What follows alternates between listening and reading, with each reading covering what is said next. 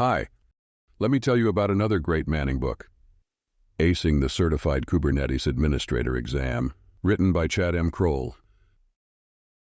The CKA exam is a unique competency test conducted entirely within a Linux terminal in a remote desktop environment. The exam lasts for 2 hours, and you are graded based on the outcome of your tasks. The exam is provided by the Linux Foundation and costs $395. It covers cluster architecture, installation and configuration, workloads and scheduling, services and networking, storage and troubleshooting. The certificate is valid for 3 years, and recertification follows the same process. This book provides exercises and exam-like scenarios to help you practice kubectl commands and prepare for the exam. Each chapter includes a scenario resembling the real exam, followed by additional practice exercises. This book is not an introduction to Kubernetes, so prior knowledge of containers and Kubernetes is expected.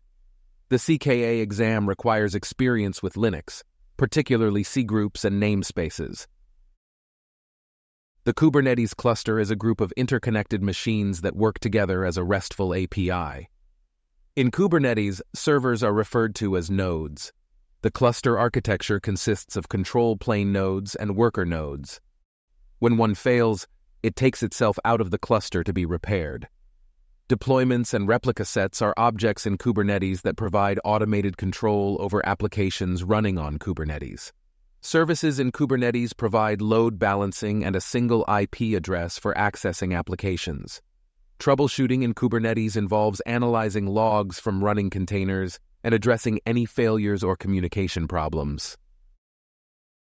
The control plane of Kubernetes consists of several components. The controller manager matches the current state to the desired state, such as scaling a deployment. The API server is the entry point for the cluster, exposing the Kubernetes API. The etcd data store stores all the configuration data for Kubernetes and is crucial for the cluster's operation. The scheduler places pods on nodes according to the node's available resources. Worker nodes in Kubernetes have different components compared to the control plane. Each worker node has the following components installed: kubelet, kubeproxy, and the container runtime. The kubelet service ensures that containers are running in a pod and can detect and handle container failures. The kubeproxy service is responsible for communication within a Kubernetes service, which allocates traffic to pods. In Kubernetes, the client-to-server relationship is established through a public key infrastructure, PKI. PKI ensures secure communication between clients and servers.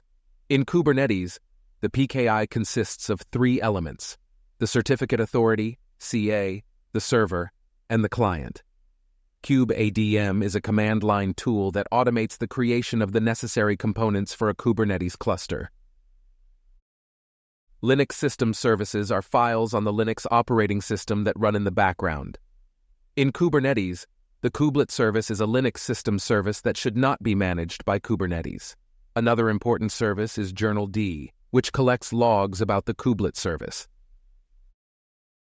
Applications are deployed on Kubernetes using a declarative approach, described in YAML files. Submitting the YAML file to the Kubernetes API allows actions to be processed in parallel, making the deployment faster.